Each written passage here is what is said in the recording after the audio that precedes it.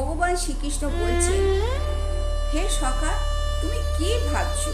যারা অন্যায় করে, মিথ্যে কথা বলে, অধর্মের পথে চলে, তারা কেন এত সুখে আছে?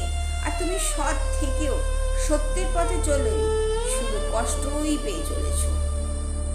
আসলে যারা আজ সুখে আছে তাদের পূর্বজন্মের পুণ্য খরচ করছে।